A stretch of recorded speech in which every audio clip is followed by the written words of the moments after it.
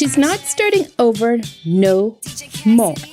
Episode number 47. Today's episode of the Keep It 100 Girl Show is brought to you by Target. Boy, Target has a lot going on this week, people. If you love the kitchen, this one is especially for you.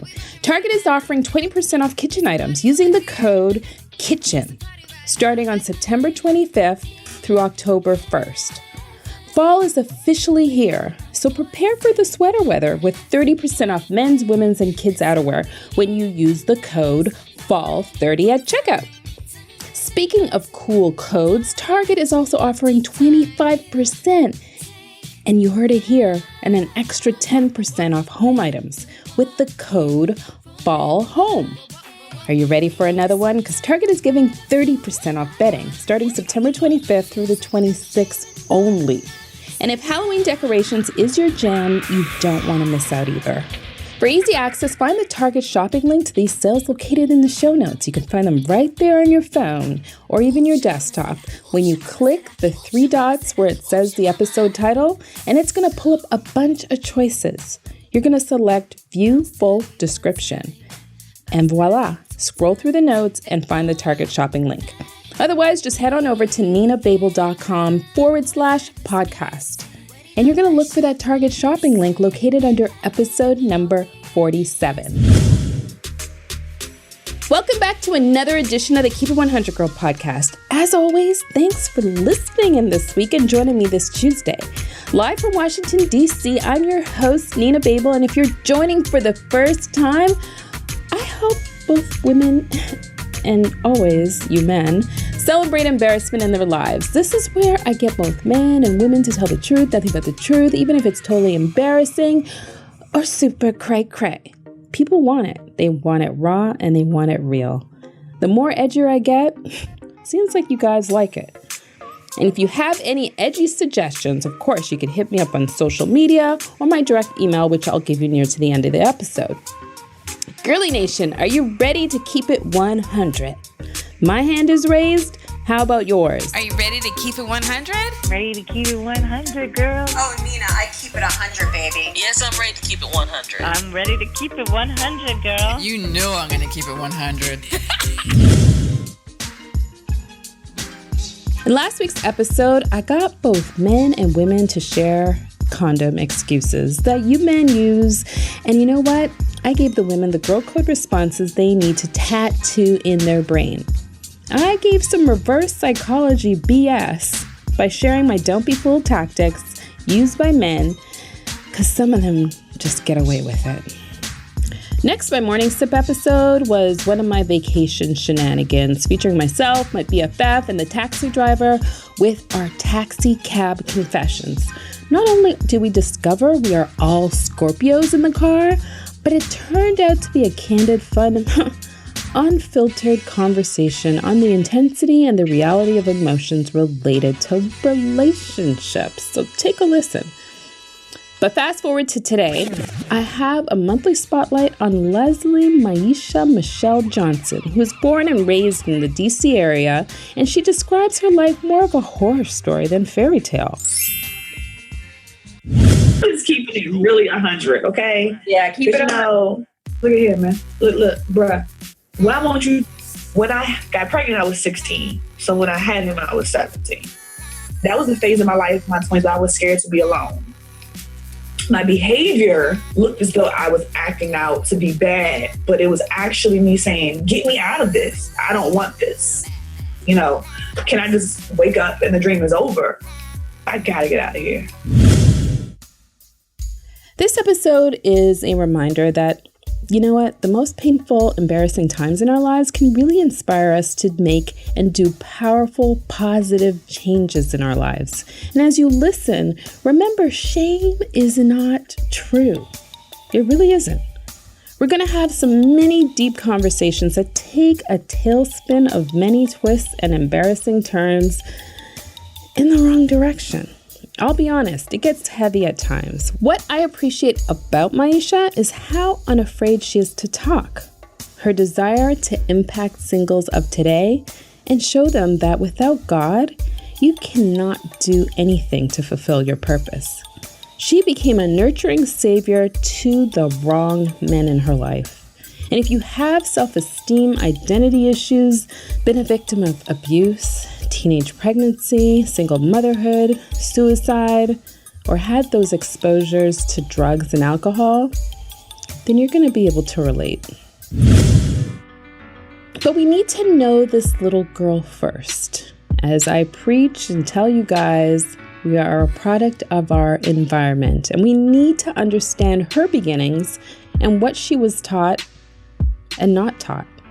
I was definitely lost in my visions, lost in my dreams, but the base of me was wondering, like I said in my story, how come I couldn't have what my visions in my heart were saying I should have for a family?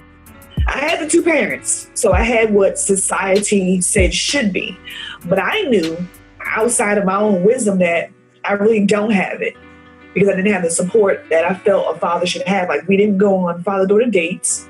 I wasn't taught that when a man does something or he handles you a certain way, that's inappropriate. I wasn't taught that I was more than my looks. I wasn't taught to use my brain first versus my mouth. According to Maisha, she raised her parents. She was adulting from the age of 7 years old. It wasn't a real father-daughter relationship. It was more of a daughter-father relationship. I became his adult, if that makes sense. Like I said in my story, I was the one raising my parents. Oh. So from an early age? Yes. Yeah, we can say as early as 7 that I can remember, because my father was in and out of jail after the age of, let's start from the beginning. So from what I know, my mom and my dad told me eventually, because I had to get into them, they were married. So they did have me inside of a marriage. I wasn't born outside of marriage, which is awesome. But my father, who suffered with identity issues himself, he got caught up in the life of drugs and money because he's originally from Jersey. Okay. So, Jersey is fast. Yeah. So moving from Jersey to DC is like, no, this is too slow. So he was already lost. And so my mother, being from DC, and her lifestyle was already abuse, already druggish, already alcohol. Not from my mother personally, but from my mother's side of the family. Okay. So putting those two together, now that I'm older, I can say that it was terrible because my father had identity issues. So he was trying to find himself by getting into different groups to be accepted, and which led him to the drug life. Because he was dealing with drug life with money, and people will accept me and I'll be somebody. With my mother, it was more so I don't have a voice. I'm getting treated differently because of how I'm raised, or there's already a lot of abuse. I can't speak my mind, but I'm expected to do good, if that makes sense. She has no siblings, and she's thankful for that. I'm only child. I tell everybody now, thank God, because I wouldn't want nobody else to go through what I had to go through. Yeah. As far as, for siblings. So growing into that, I was just like, okay, whatever. I have my two parents. This is going to be great. My parents divorced when I was 3, from both of them being honest with me. And in that, I'm like, all right, whatever. I still have my parents. Growing up with her parents, at an early age, her mind was telling her her parents were not parents whatsoever, but big kids. So, of course, he would come get me, brush my hair, take me out to go see his friends and his family, but it was never, hey, let me and my daughter have that intimate time where I can really educate her and give her my love and plant the correct seed for her. Mm-hmm. It was just, let me just take her around because she's a big doll baby and she's cute. My mother, her mindset at the time was, I'm a single mom, so I gotta work. So we never had that relationship where we went out. She understood who I was or helped me to develop all the stuff that was starting to grow in me. And so therefore we never had, even, we still have issues today where she knew who I was and knew what was in me and knew what was coming through me. So we were very distant. So both of my parents, I'm just in the middle and I was like, yeah, my mom and my dad, but I didn't have that respect for them. Abuse. There's nothing more embarrassing than being a victim of abuse for no legit reason. No child deserves this. I had a lot of abuse. from my mom, from my grandmother, mainly my mother's side, did a lot of abusing towards me because I wasn't that kid that really liked to, I guess they said I couldn't be controlled. Maisha said that she was that why child that was just trying to express herself and ask questions like most innocent children do. Could you explain to me why you said that? Being rude, I was saying, well, I don't understand. Maisha explains how the why kid became the introvert. Back when we were growing up, it was no, that's it. Don't ask anything else. But my maturity was like, but see, that's not really it. And I didn't know at 6 and 7 and 10 that, you know, you don't say that to adults. My mind was just saying, I know there's something else. I just want you to teach me. So therefore I can go. But it was like, even then, without me knowing that that's what my brain was doing, people were trying to keep me suppressed. So I became introvert. And then my introvert would be if someone yelled at me, if someone were aggressive with me, I wouldn't talk. I would shut down. I would just cry. And so I got abused for that. So, wow. It's okay. You let it out. Don't fight it. I do that a lot. The abuse was physical. She had anger issues as a result and didn't really know why. I'm a kid, or I'm going to say I'm a young adult. I didn't really have much to be mad about. Right. I'm like, there's something that I'm connected to that's not making sense for me, because when I'm away from this, everybody says, oh my God, you're the best friend. I'm so loyal. I'm so dedicated. I love people. But it's like when I got closer to my home, it was like, I felt it. You know what I mean? And then I didn't want to unconsciously become bipolar, because what will happen is, to save a very dark place of you, you will shield into another person. Yes. And then over time, the brain will say, okay, do this, do that. And then one day, because it's a muscle, it can get confused. And that's when you have the different personalities. Like, this is how much work I've done with myself. And so at that phase in my life, I said, look, you two need to get some help. I'm not your parent. You cannot do this. I will not do this. I am an adult. Respect me as an adult. No disrespect to you as my parent, but right now we're talking as Maisha to Cricket and Maisha to Michael. Her father was in jail, and now she had a stepfather to answer to. The abuse was happening. Let's see, the first time I realized it happened from my mom. Of course, this was probably like when she got married to my stepfather. I think it got really, really bad then because, again, my father was in jail, and I never understood why I didn't have that relationship. So I'm just a kid who's going to school. Right now I got this stepfather. I don't even know you, you know, and now you're trying to tell me what I can and can't do, which I've never had the structure. So I'm like, that's not a good way to come in with a strong-willed kid who's had to defend herself so long. You don't come in and tell me this is what has to happen. This has to happen, and no. Because I'm like, well, first, do you even know me before you try to set these weird boundaries? Because I'm not even a bad kid. Pregnancy was not her plan, but it turned into her way out. I just got that way. I probably got, the sad thing about it is so sad. I hate it because I felt so terrible. I felt like a stereotype. Was I really I got out once I had my son. Yeah. It's okay. It's okay. Let it out if you have to. Because I know I'll be right there in a second. Yeah, because for me, that was not my plan. I know. It's never anybody's plan to do that. Yeah, so when I had my son, it was like I got more independence because it felt like my family was like, yeah, we achieved our goal. She got a kid now, so she's not going to be anything.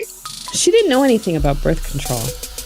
I didn't know anything about it because I didn't think about having sex. Yeah. That was never on my mind. So that whole, birth control, condoms and all that was never on my mind. My mind was books, money, law school, get rich. She graduated from high school, was in college, and worked 2 to 3 jobs, plus living on her own. I stuffed money in boxes so that when I got that call, I was out. Like, literally, I called my my god brothers at the time and said, hey, I need to move now. Like, I didn't even have my mother. And they were like, right now, I said, yeah, I got my keys. I don't even take anything but my clothes, and I need to get out of here. We slept in my apartment probably for like maybe a week almost with nothing. Now in her 20s, Maisha's life turned hectic. In her 20s, she was searching for a safe place just to be herself. Because I was just, again, still searching for, unconsciously, searching for that type of love, that safe love where I could just be myself with someone. And I knew that they were supportive of me. They would also put back into me what I thought I needed to keep moving higher. It's like you needed someone to be that secret support so that you can keep pushing. My 20s were terrible for me now that I know and understand a lot more.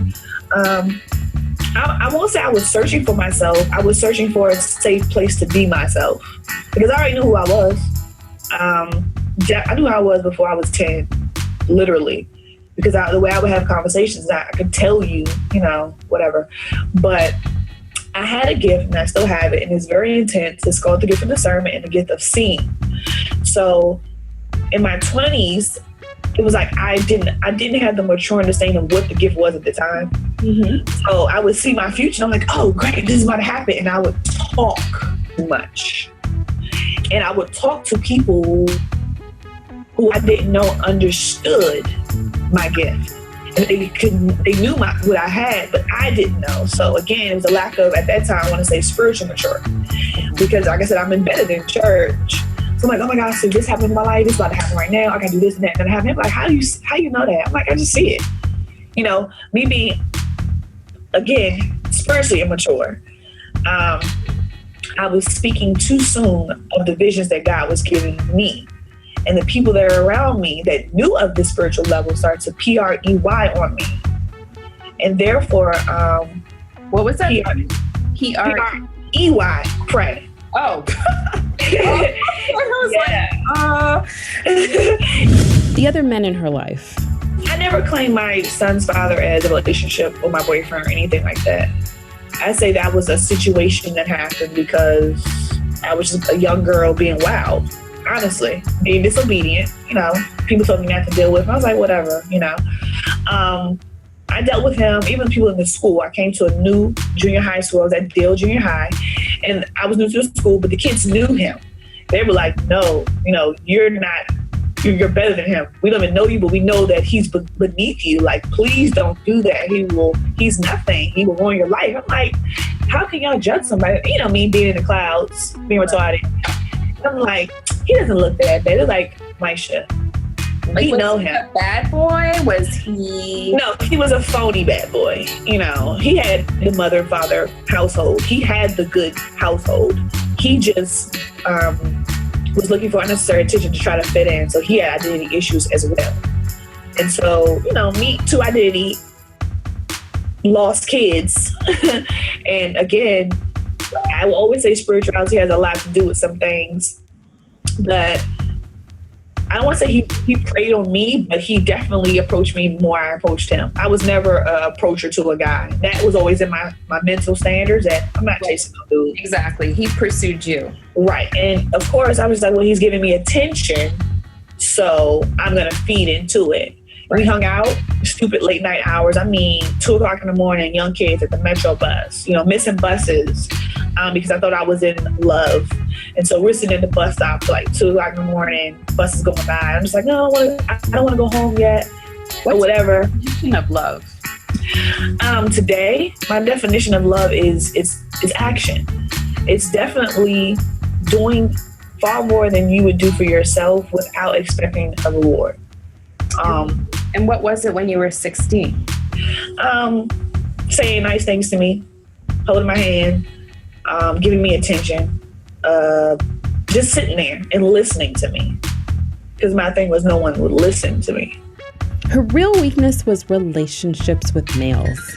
My weakness was relationship with male because my father never gave me that. So, and time, not physical, because I wasn't really that big on it. But if someone hugged me a little bit and said, oh my God, I just want to hug you. I'm like, oh, really? Lost. The relationship was over when she had her son. When I finally broke away from it, it was terrible. It didn't really come physically abusive until I was leaving. So, and that's when I was like, yeah. How long were you with him? 10th grade, 11th grade. We broke up before I graduated high school. We were over when I had my son. Okay. Then in 9th grade, so probably the summer, literally right after I had my son, I got pregnant, it was over. Like, literally, it was over. He came to the hospital and was like, oh, yeah, I need a DNA test. And I was like, yeah, it's over. She wanted to go to the library to study for a test. She asked her son's father to watch their son. And you know what he said? He wasn't doing it. She really is getting back on her P's and Q's. And I can't stop her. You know what I mean? So it became for him, what I'm seeing, what I understand now today, was a sense of loss of control, of ruining my life, because he was not a part of me going up. He wanted me to be a loser.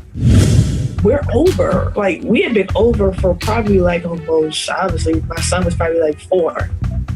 So I'm like, dude, fall back.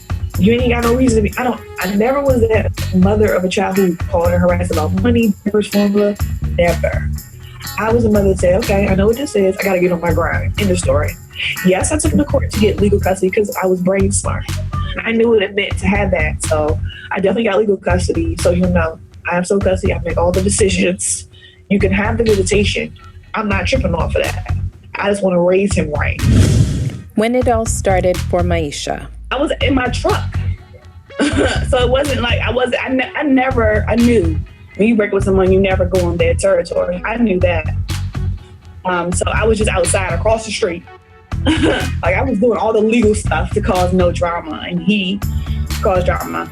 And what happened in that process, he said he was gonna pull my brake line from under my truck.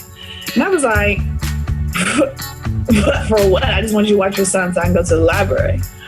And so he proceeded to pull my brake line, and I shifted my gear so I could, you know, I said, get from under my car. I don't want no problem. I want to get away. And that's when he pulled my door open. I didn't lock my door. And that's when he began to beat on me. Like I said, his family didn't come out to help. They heard me screaming. So if his neighbor didn't come and yank him up off me and say, the neighbor said to him, what are you doing? Like, what are you doing? Right. And his brain cell was he was in a rage because honestly, I was gone. It was over. And I was serious. And I didn't have no grief about you. I wanted to do with you. I just wanted you to take care of your son and let me move on to progress so I can make sure he will never be like this. Right. That was my brain. So the next clip, you'll learn more about the dynamic for a woman when it comes to ending a relationship. Maisha claims that she's able to detach from someone easily. It's natural, and it's something that she learned from her childhood. I think that's another thing that hurts men when they try to chop a woman down, when they don't understand the mechanism in some women that say, when it's over, it's over. Over. You can't. I don't hate you. I don't want nothing to do with you. Just go. Yeah. And I'm okay. If you date somebody else, trust me, they'll never be me. So I don't care. There's nothing like the smell of new love. His name is Dominique. It was his energy that drew Maisha to this guy that she went to high school with. Meek? I was like, okay, well, whatever.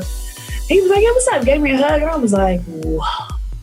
You know, that was my first inhalants of, this smells like a nice person. You know, again, it was all energy for me.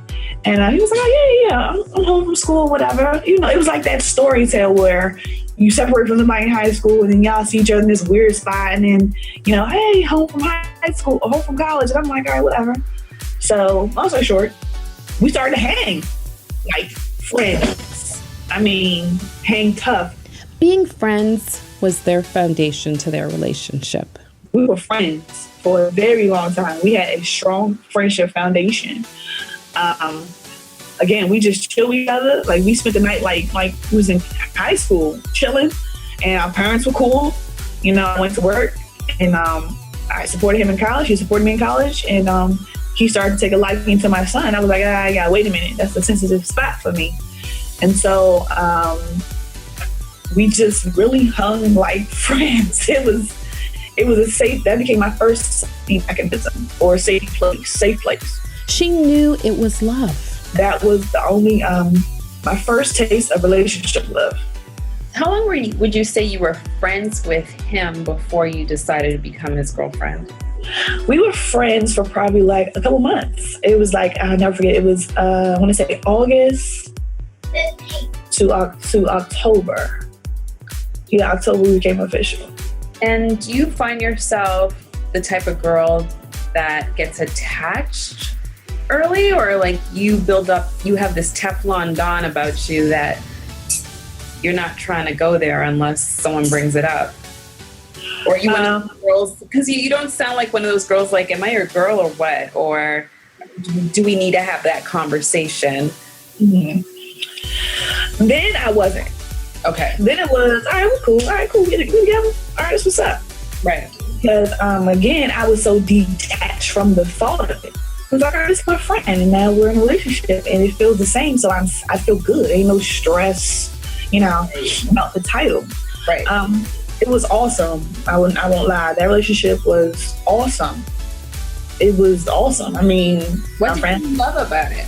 He was my friend. Yeah. That's important to you. Yeah. He was definitely a friend. He supported me.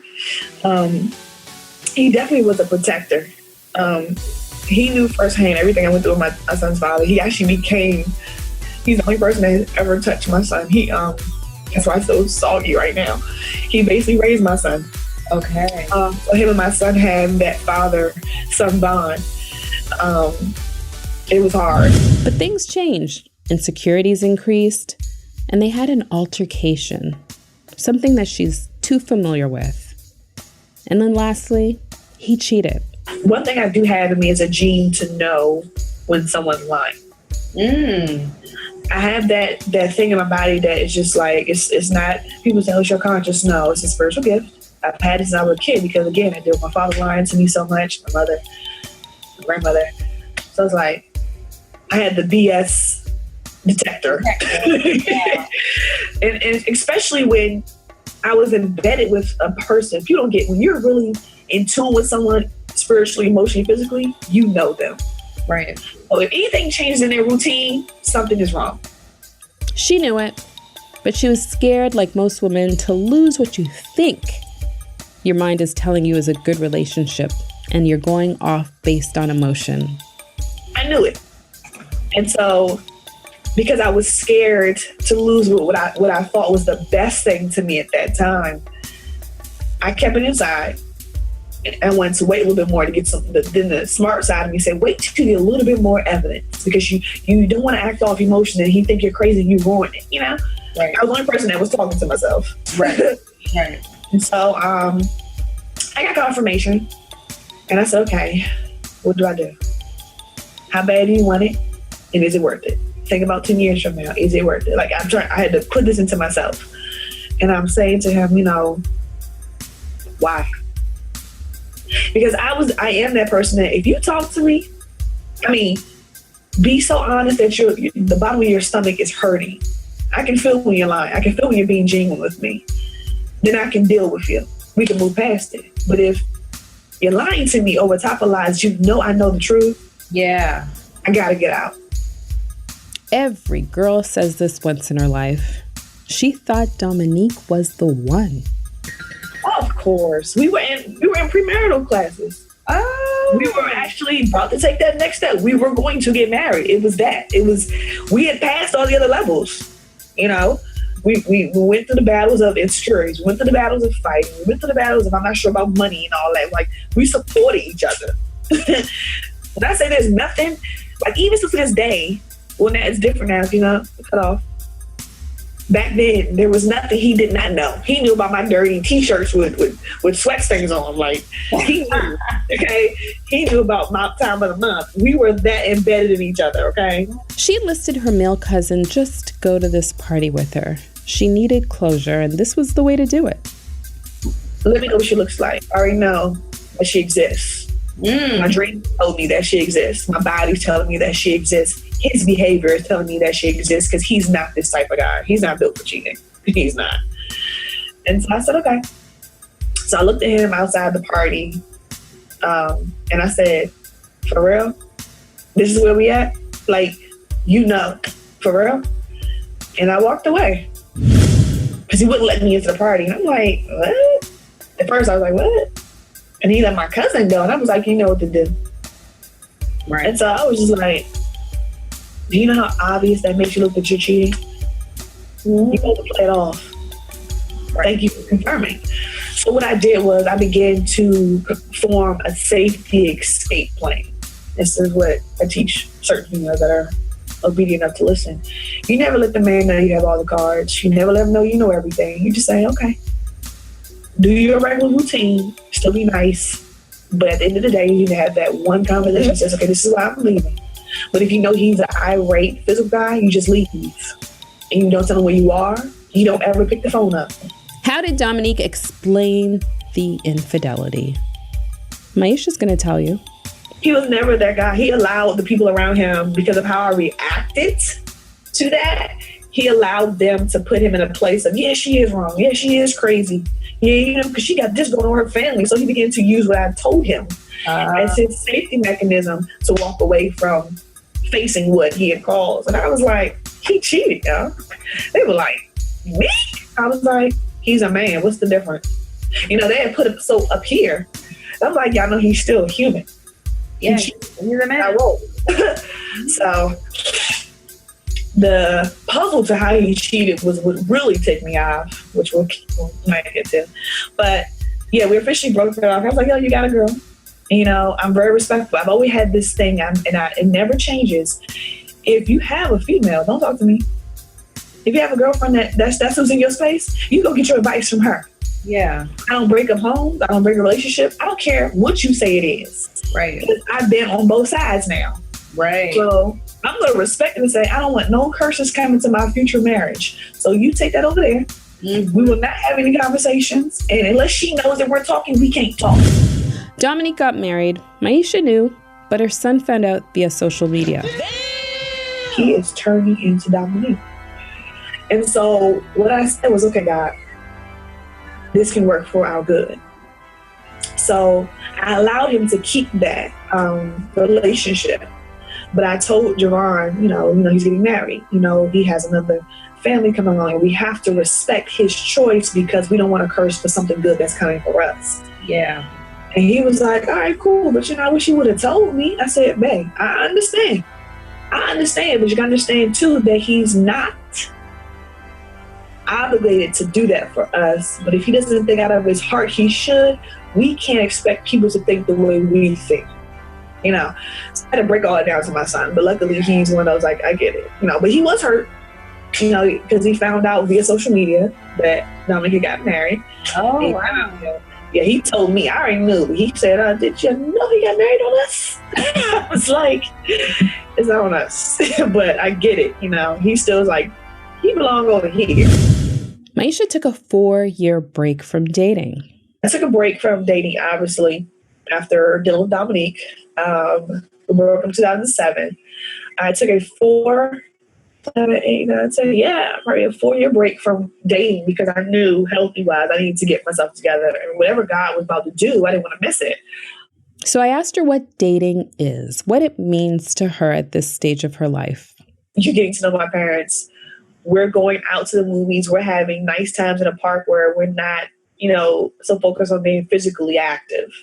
Dating is getting to actually be a friend with someone. Dating is getting to know the person, you know, and that's what Dominique and I did, like from day one, you know, even to the point where it's kind of weird, but we asked if we wanted to have sex with each other. Like it wasn't, you know, we went out, we had dinner, now it's supposed to have sex. Like we had all those levels that were healthy to make it safe to do all these things, you know.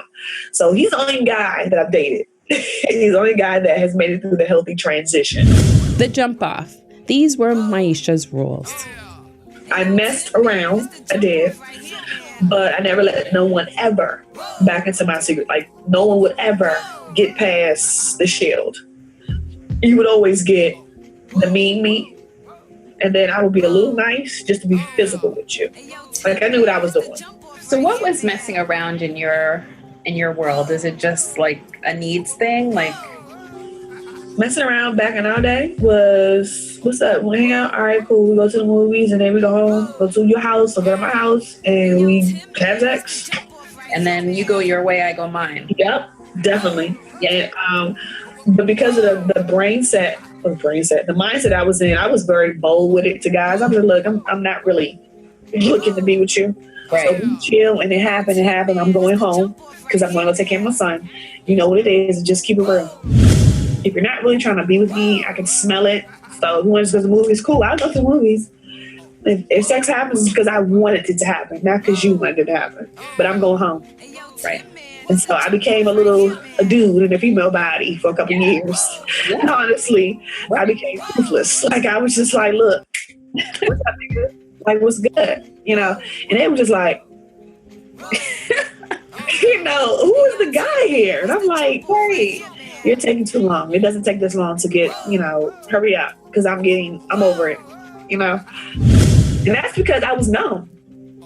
Because I was like, if Dominique was the best thing and it became the worst thing, I don't know what it looks like. I don't know what it looks like now. So I remember my bishop at the time preaching a sermon about stepping out of your comfort zone. And I'm like, what the heck does he mean by that? You know? And I took it wrong, still being a little spiritually immature. I took it as get out of your comfort zone for dating. Because remember, I tell you, my weakness was male relationships. And being able to understand the correct partnership with a guy. One more chance at love. She met her daughter's father through the church. She started hanging out in the wrong way. He wasn't her type, and she describes his looks as Christopher Wallace. We all know Biggie Smalls, right? And the sex, put it this way, it led to boyfriend remorse. Before, I would never let a guy in my house. No. You wouldn't even be able to come to my car door. He did take me to restaurants, all that. But again, that wasn't where I knew dating to be. I set up a date and then we had sex after it. That's probably the first date we had sex. It was terrible. The sex was terrible, or just having sex after? All of it. Oh, okay. All of it. It was phony, all of it. And I'm honest with that because I know where my mind was. Because people like to say, well, when you was in it, it was all good. My mind wasn't there. Why wasn't she listening to her own circle of friends? She claimed she was stepping out of her comfort zone when it comes to dating. I was trying to get back love again. Step out the comfort zone. Trying to see if it was me because I had this type. You know, that was the year of all the Steve Harvey stuff. And so I was like, well, not that chick, you know, it's like I got a type in it. Now she found out she was pregnant. It makes me sick to my stomach. Like, I want a regurgitate, seriously. Yeah. Ew. So when I found out I was pregnant, you know, my son, he was still prone to Dominique's coming home soon. Didn't know when, but he's coming home. Yeah. And so I told my son, hey, I'm pregnant and we're gonna have a sibling. And he was like, oh, in front of my daughter's dad. He was like, oh, great. So Dominique's moving back in? This is Dominique's baby? We're getting back together? And I'm not mad at him because that's the only man that I've ever let him be, you know, exposed to. Yeah. So my daughter's father was like, and I was like, well, that's to him, that's his father. And I would never take that away from him. Yeah. No way. Because I know what it means for him, and that's between them. And that's respect, not you don't cross that line. Right. And so I never paid attention to any of the red flags. Any of them. I mean, this must have been the worst red flag season of my life. She missed all the red flags. See, I sat him down in Indian style. That's when the boldness of me standing on my word came out. I said, look, I know what I'm going to do with my son's father. I'm telling you now, we ain't married. I don't plan on marrying you. So when my child touched the ground, we're going to court. I'm getting sole custody, and that's going to be that. That's how it's going to work. You have no option. I'll give you visitation, but that's how it's going to go. I really don't care what you feel about it. Because I knew what I had been through. Yeah. And so I wanted to make sure he knew, bruh, this is how it's going to go. So by doing that and saying that, you saying it's over? Like, this is the only bond we share? No, I was just letting him know that because we're not married, I have to be realistic with you. Okay. I'm going to make sure I have legal protection because at the end of the day, I'm not a choice. I have to be here. I'm mom. You as a dad, as I've seen, can get up and roll. So I'm going to tell you how it's going to go. Maintain my sanity when you choose to do whatever you choose to do. Because I still have to move forward regardless. The abuse started early. The abuse even continued while she was pregnant. Maisha went through domestic violence but came out with the spirit of love that is thicker than water. The abuse happened with him. It started early. I was 2 weeks pregnant. And maybe a little bit before that. And we were in his room. And we were talking about something, and I was just fussing. I was like, next you know, my face is turned down the bed, and he choking me. And I'm like, how far along were you in your pregnancy? I was early. I was probably maybe a month. Oh, okay. And I was just like, wait a minute. You know, your brain is like, what? Wait a minute. He's supposed to be a church guy. Like, what the, you know, I went through all this and that, and I pushed him off. Like, are you freaking crazy? Like, I got irate. I was like, are you freaking crazy? It was 20 things that went through my mind. First of all, you know what I've been through. Second of all, you're supposed to be a church dude. He choked her. You know this is about to be war, right? You know, and he was like, you know, just started bucking it. And I'm just like, you know, I'm psychologically not scared. Like, I'm type of like the crazy type of female that if you, like, I have a switch that turned to like, you know, I'll kill you first, right? And the bad thing was it happened when his family was in the next room. So I get up and go tell him like, yo, he just choked me out. Like, this how y'all roll? And then like, you know, he probably just got upset. I was like, I'm leaving right now. Missed the red flag. It happened 3 times more while she was pregnant. The last time that it was really got serious before my daughter, it was my weekend of my birthday. Never forget it. Because I had really bad asthma. And so it was really hot that year. I mean, the heat wave that year was ridiculous. This was 2011, obviously. And my truck had issues. I had a Jeep. And the alternator was out, so the truck was overheating and all of this stuff. And we had just had a serious disagreement because I learned over him. My whole demeanor, who I thought he was, just started to go down. So I had no respect, no verbal respect for him. Like, it was like, nigga, you fat slop, go away. I don't care. You know, whatever I thought came out. Right. And I could care less how he felt about it. But his thing was, you know, I'm not losing her. I'm not letting her go. You know, it's a good thing. Now, I can say now at 32, I understand what his brain was doing. His brain was going, man, I can't lose because, you know, I ain't never had him this good. People are looking at me better now. I'm a different dude now. Whereas before me, they were like, yeah, you a loser, you know? Yeah. So his thing was, if I mess this up, you know, I'm going to be not recognized no more. Nobody's going to pay me attention no more. You know, so he became controlling and abusive. And this is a 300-pound dude. Oh, 6'2".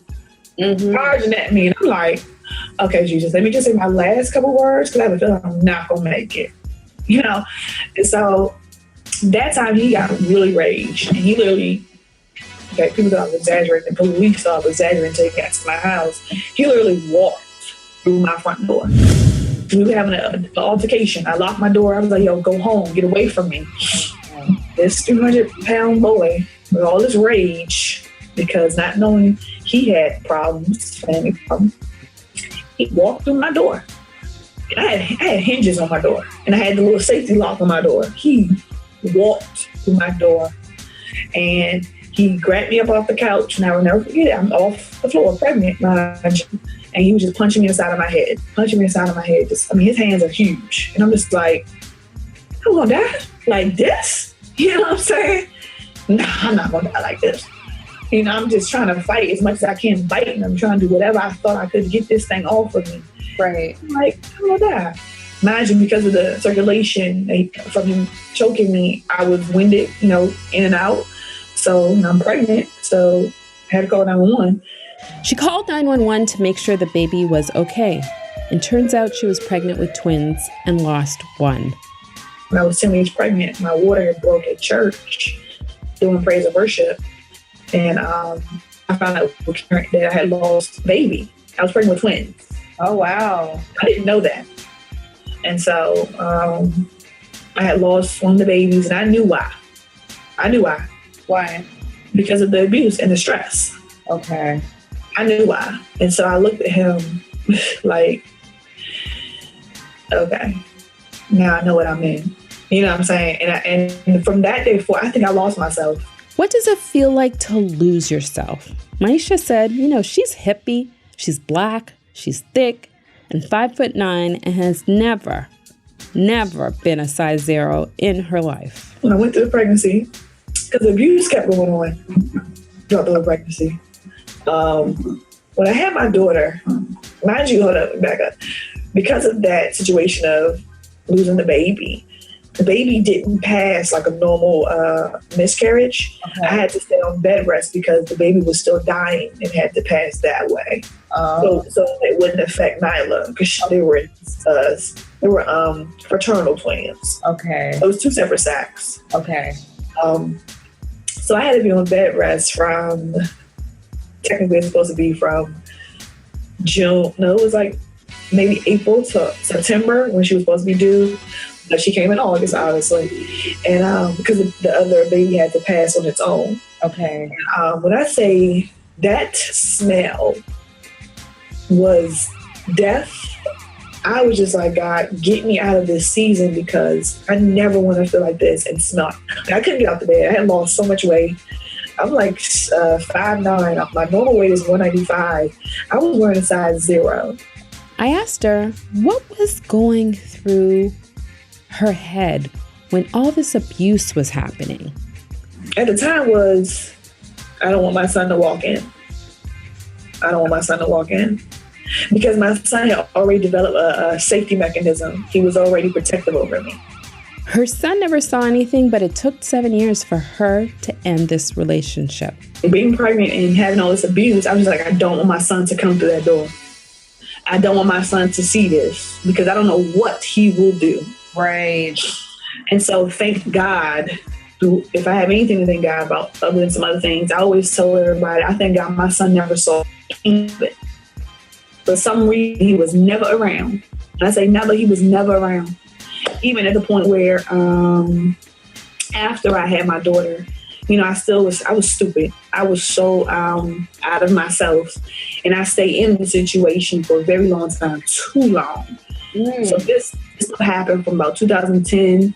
I think I officially got out of it. Even though we weren't in a relationship, I was still there because I was going back and forth, still having stupid conversations, messing.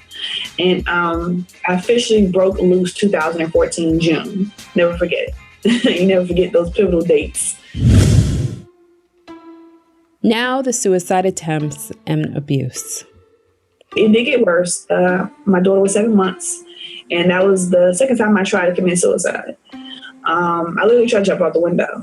And she was in the living room crying because the car seat was flipped over on her because we had a physical altercation, like physically again. And this was when it got really bad. I mean, he bit me. I had bruises all up my arm, my body. He spit on me and smacked me in my face. He was on top of me, holding me on the bed, just spitting on me, slapping me. And he threatened to shoot me because he was licensed to carry. And he knew that I had a fear of guns or what have you because I had, when I was younger, my cousin, we got stood up at gunpoint and we got told to strip. So he used everything against me again, that he knew all my fears. And, he knew I didn't want to die because of my son. I knew that by how he treated me and how his family treated me, they would take care of my daughter. But I didn't know who was going to take care of my son. Yeah. So what I did was what I thought I was trying to do. When he went to go make a bottle for her, I took a blanket and a pillow and I threw it out the window and I threw my car keys out the window and I began to jump. Like literally, I was going to jump. If I made it, I made it. If I didn't, whatever. It was like that sacrifice where my son ain't here, so he good. But this is your daughter. So if you do something to her, the law will deal with you. Yeah. I got to get out of here. She didn't want to be here anymore because it was not life. She told her mom what she did, and her mom was never that emotional support that she needed. So Maisha is going to explain her 3 suicide attempts. She's never that mom that said, I'm on my way. She's never that, oh my God, my daughter. She was never that mom. She was the mom that goes, well, you can't let the devil have any power. go in the bathroom and clean yourself up and you pray about it and you keep on moving. And I'm like, I'm hurting. The love of my life just left. Do you understand what that means? Whatever, The second time was during my daughter's father situation. Like I said, I tried to jump out the window. Didn't work. I planned that to a T because I was like, okay, he's in there doing something, he's not focused on what I'm doing. We just heard him move fast and then it could be over. Yeah. Unfortunately, didn't work that way. The last time I tried, I was still dealing with my daughter's father, and I couldn't understand why I was stuck in it because I knew myself. It's like I could see my old self or my refreshed, the person I'm trying to get to. I could see them in front of me, and I'm just like, why can't y'all help me? Why am I stuck here? I don't understand. What is this hold? What is it that is doing to my brain? Because I can done. Huh? Your job wasn't done. Yeah. That's very obvious right now. I get it now. So I took pills. And again, I'm very intelligent because my mom, she's been in the medical field for a very long time. So I knew what pills to mix. Oh. And it wasn't, pop the pill. It was open the cap, put it in, and drink the wine. Or my thing was I would drink NyQuil with pills because it has enough percentage of alcohol in it that it can slow your heart. Oh. So, but it can slow your heart down and then you just be out. What? And so it didn't work.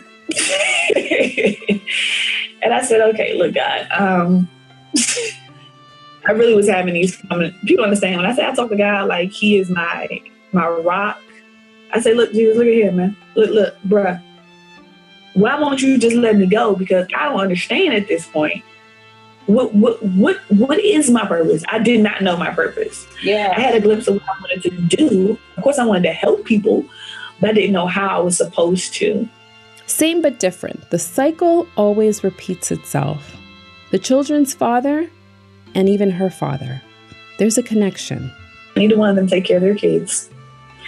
I have my daughter's father. He is how my father was, which really hurt me a lot because I understand the cycle. He just picks her up to show her off. And it hurts. It hurts because I don't want her to develop my old self. She reached out to Dominique for his words of wisdom when she was going through postpartum. And this is what he told her. When I first had her and brought her home, it was my first time ever dealing with that postpartum crap, baby blues, or whatever it's called. Never had that with. Yeah. But again, I was emotionally weak, but I was mentally strong. I had that knowledge. Somehow it maintained itself in my sanity. And me and Dominique were still talking. As my friend, I called him and I said, I don't want this baby. I'm going to kill her. And I'm okay with that. And he was like, I have never heard you say that about any child because he knows how I am. He knows my heart. I said, but this one, I know how the way I have her, the way I had her, like, I don't want her. I don't want to touch her. Like, I don't care. Like, it was just, please, I want her to die. I don't want anything to do with her. And I was so honest. And people were like, how could you say that? Because I'm honest with myself. Mm-hmm. You have to be honest before you can even start healing. I don't want nothing to do with this baby. You don't know what I survived, what I had to go through. And if this means I'm connected to that forever, I don't want this baby. And I'm willing to go to jail because I don't want this baby. But I'll tell the police I'm going to kill her because I don't even want her living. I don't want the thought of the connection from the abuse. I don't want, it was like I didn't want anything connected to him. Mm-hmm. Nothing. So I wanted to kill her. And I called him. I knew who to call. And I told him, I said, I need help. I'm serious. I'm not touching her. I'm going to strangle her. That's what's going to happen when I touch her. And he was like, listen to me. You've never, ever been that weak about any kid. And I know you. So I don't know what you're going through right now. But if you do that, I would never respect you again. For some reason, I don't know why, his words still had power or that leverage. Mm-hmm. And as you can see, she's 4 years old. Remember the relationship. that you wanted with your mom, you can now have it with your daughter. And so that destroyed everything. That destroyed every pain. I mean, I don't know what it was about him saying that, but after that moment, I said, okay, I can do this. And so I was excited. It was like she just got here on earth again. I was excited. I mean, I bought Bo-Rats, I bought outfits. You know, I took her out. I mean, we went to parks. We spent hours in parks. We did whatever she wanted to do. As long as she was smiling and she was happy and she knew that I was her mom and we was getting that bond, I was just elated. I got another level of energy, of strength. It was like I became another super mom over top of all the hell that I just went through. Right. That was my breakthrough from what I was hurting from my childhood. That was like, wow, God, that's why I tell people you were so awesome, because you have words that can break barriers, that can break chains off of people's hearts. And I'm just like, why do you keep still choosing me? Her relationship and guidance. I'm telling you, if I did not have those intimate relationships or moments with God, I know I would be in jail. I know I would be dead somewhere. I know for a fact that I would not be mentally together. Her recovery from suicide worked for her. I literally sat in silence. I meditated and I really listened to God. I mean, some people say, oh, you should go to therapy.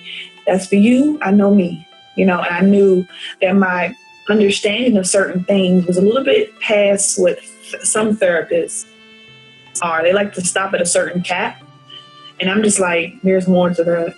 And I'm so calm with it because, like I said, I've been exposed to so much early on that my brain is like, you're not even being honest with me right now. You have more information that you're trying to hold from me. I don't want that. I want to just listen to God and go research it myself. And He will put the people in my area that need to help me heal. And now that I'm more mature altogether, I know how to take from people what God is telling me to take from them. And I know how to give back to people what God's telling me to leave alone. And so my healing came from people. Indirectly, my healing came from pure people. After several breaks, when it comes to dating and where she meets men, she doesn't go out to meet what her worth is. Your words create your atmosphere. I took a stab at dating a couple times. The worst. Is it online dating that you're, because you're so... No, I don't do that. I'm old fashioned. I have to see your face. I have to smell you. I have to touch you. Okay. Where do you really in it? Where do you meet guys then? Like, that's the problem. I don't meet them. Let me be like this. I don't go out to meet what my worth is. Right. I gotta write that down. True. I get that. I have settled for what was easy access. What is that? I have settled for what is easy access. Okay. So say if the last two were easy access. So say like the last one last year, which was retarded. And it's something that has to do with that's why affirmations are very important to me. Your words create your atmosphere. I tell people that every day. Don't say nothing you don't want to come your way. Exactly. I'm the same about nobody. Yeah, because that thing that they're dealing with is going to come right on you a lot heavier because you can talk about somebody. Maisha's in her savage state now. She's out of a relationship, she's dating, and she describes this phase as, you know, when you get your itch off. You scratch it and you go on with your biz. But I'll let her explain. At this age, at this level, I know the difference. I said, look, is we just going to be savaging, which means I see you, I need to see you get an itch off and we go our own ways. Let me know, because I'm cool. You know, mind you, I'm the teacher of celibacy. So I said, let me just be clear, because I don't have time. At this level, I don't have time. Either we're gonna be friends to develop a relationship and you're on the same path, that's what you want, or you just, I got an itch, you need to scratch it and go about your business. Nina's purpose is to empower women to celebrate women's embarrassing moments. If you're too shy, nervous, or embarrassed to ask about sensitive girly stuff, you're in the right place. Maisha's transparency moment. She asked, what is my purpose? And here it is. How much time, how much power have you lost by having sex with men that were not your husband? And that shut me down. That would shut anybody down. And I said, yeah, you're giving your body away, but people don't think like this. When you give your body, it's a spiritual tie, and you're losing parts of you to these people, and that's why you are so drained and you can't help yourself. Yeah. And when he told me that, I was like, you want me to teach this crazy world that? And I said, I got it. I can keep it to myself. I can get strong. We good. I teach my kids. We good. He was like, no. You're going to go out and you're going to do this. You told me that you would do whatever I asked you to do because I'm saving your life. I said, see, why you got to bring that up right now? Can I use that card later? He was like, no. It's time. This is now. It's time. Your purpose, you asked for it. Here it is. Affirmations became Maisha's safety mechanism when she was younger, and this became her own words of encouragement. I would always say, I am not mean. I am not ugly. I am not the victim, or I am not less than. I am worthy. I am beautiful. I'm like that. It was always me saying to myself, not knowing that I was building myself up by speaking positive, because people always say, how can you speak positive when we know what's going on with you? I'm like, because I'm not going to be here forever. Like, this is not my life. This is not the dream I have. I am somewhere in real life. I would say, I would tell my mom this too. I say, I always have dreams that I have on this wig, and this is my wig, and this is my costume. And one day, I'm going to wake up and my father, it was out of hurt. I said, my real father, my real mother are going to come get me. I'm going to Potomac, Maryland. I'm going to live in a big house. My hair is all the way down my back, and I'm going to be a Valley girl. Like, that's my life. And so I always spoke positive to myself secretly. And then I would just, like I said, I would just get in the mirror and look at me and be like, I am not ugly. I am so like that. I am better than this. I know I'm going to get out of it. That was probably 7. Okay. Because 7 is actually when I gave my life to Christ on my own. Like I said, the spiritual maturity wasn't there yet, but my soul knew what I needed to do. My friends would tell you that I spoke positivity to them, not understanding what I was doing. I just was like, I'm not going to look at the negative. I don't care what it looks like. I know it's going to get better. I am getting out of this. I'm not going to be here. My thing was, I always kept saying, I am not going to do that. This is not the end. There has to be better. I am going to see the best. So the structure of affirmation for me got really tighter when I got to my first townhouse. And I had my mirror, and I would just put stickies of words at first. Words like love, peace, victory, happiness, freedom, sanity, beautiful, luxurious, luxurious. I was just words that would connect with the vision that I saw in my head. I even put wealthy. I put family wealth. I put husband wealth. I put wife wealth. I put just what I knew I was built to be. I just didn't know how I was going to get to it. So how I reformed it, for my son, his were different. His were, I'm not my father's mistake. I'm not my father. I'm not who I came from. I'm not a statistic. I'm not that statistic boy. I am a man who's he's a boy that's going to be a wonderful man. His were kind of different because I had to build up different areas in his life as far as the male absence part. So my mirror, every time I moved to a new place, the first thing I would do was use my stickies and put my affirmations up. For her daughter, her approach was slightly different. Oh, she's so cute, versus saying you are an intelligent Black girl, or saying you are going to be a bright, she's going to be so cute when she grows up. I'm sorry. She's going to be intelligent. She's going to be knowledgeable. She's going to be powerful when she grows up. She's going to be educated. She's going to be a wonderful woman of God. She's queen. She's Nyla. She is the earth taker. And I would speak that. And she was only 3 months, maybe 1 year old. And I gave her the nickname Queen. I said, excuse me, she's not a princess, she's a queen. They're like, that's not the right order. I said, no, God told me. That's Queen Nyla. You can call her Nyla. You can call her Honey Baby, but don't demean her to a princess. The princess doesn't know who she is. My daughter came to this earth knowing who she is. Mm-hmm. What she did was teach me who she is. And when a female does that, they're a queen because they know who they are. Princesses are still finding themselves. They still don't know what's going on. But my daughter, she fought to get here. She fought to stay here. That's a queen. Yeah. Even though she's a baby, you never take the right of a child when you know who they are when they're born.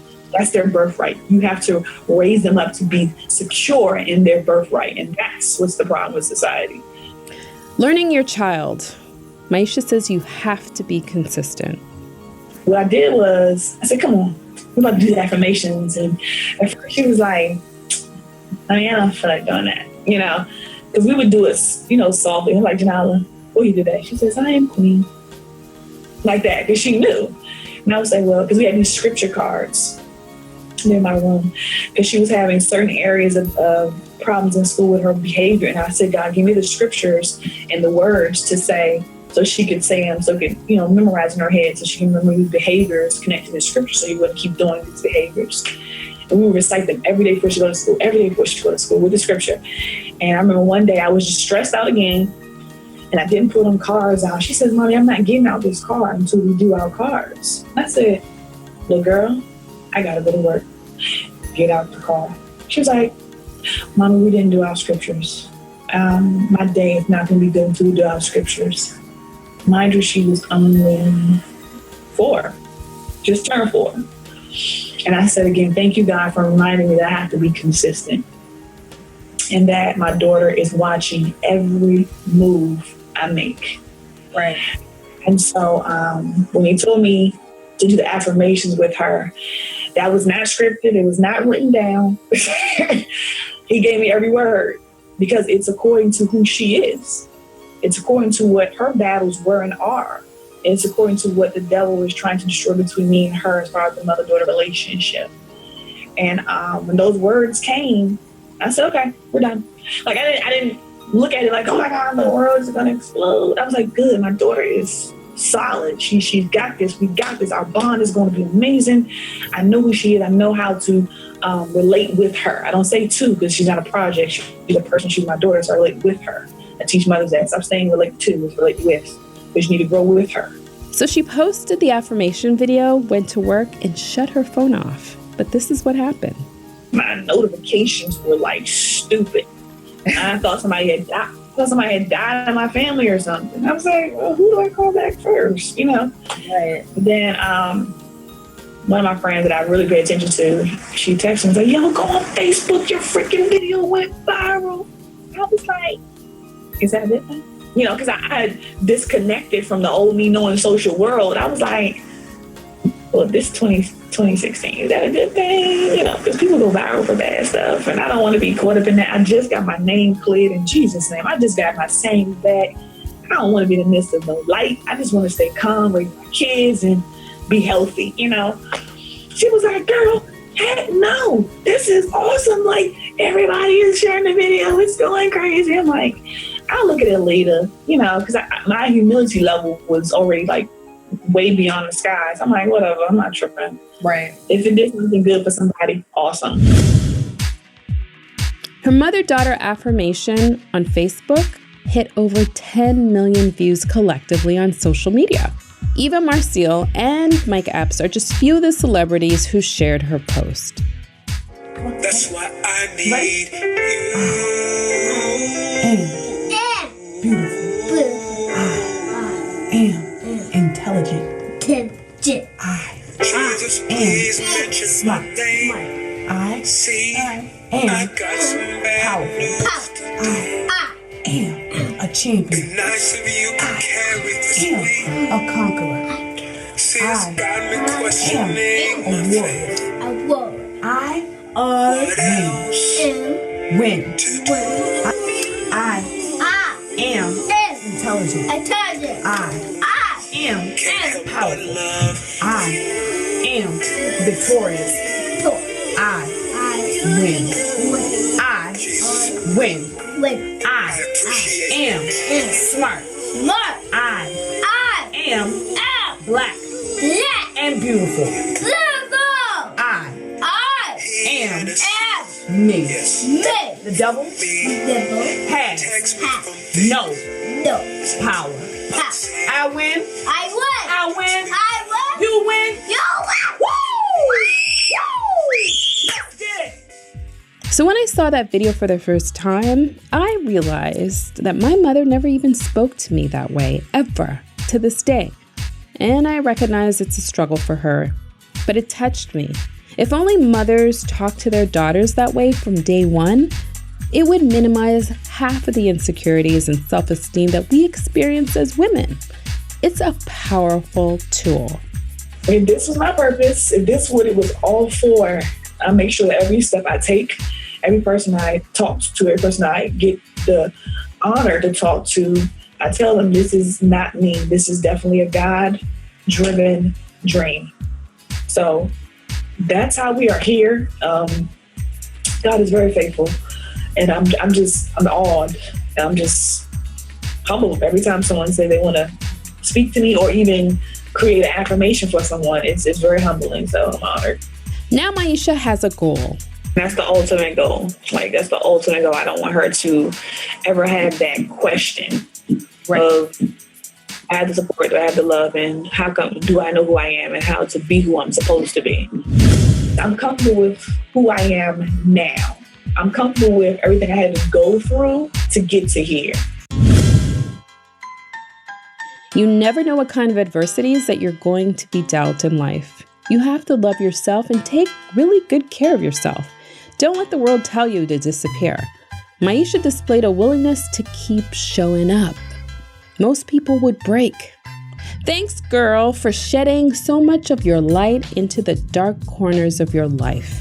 So the gravity of Maisha's story today makes you really realize you don't have real problems. You really, really don't. Pain is something that we can grow and learn from. There are so many friggin' takeaways that are eye-opening, and the reason behind my desire to share this episode with my listeners today. I hope it resonated. I hope the universe sends this message to the people who need to hear it the most and help you sprint towards your pain. As time goes on, you will understand this. Time solves most things. And what time cannot solve, you're going to learn to solve it yourself. Believe that. And that wraps up another episode of the Keep It 100 Girl Show. Your go-to girlfriend is here to empower you every week and level up your self-confidence so that, you know what, you realize your self-worth. We celebrate embarrassment, self-love, and those life lessons that make you go, sheesh. Life is too short to worry about the stupid people and things that really make us unhappy. Have fun, fall in love, regret nothing, and don't let people bring you down. The fact that you're here, you're being open and vulnerable and honest is a true testament of what Keep It 100 really means. It means we keep it real and we keep it true.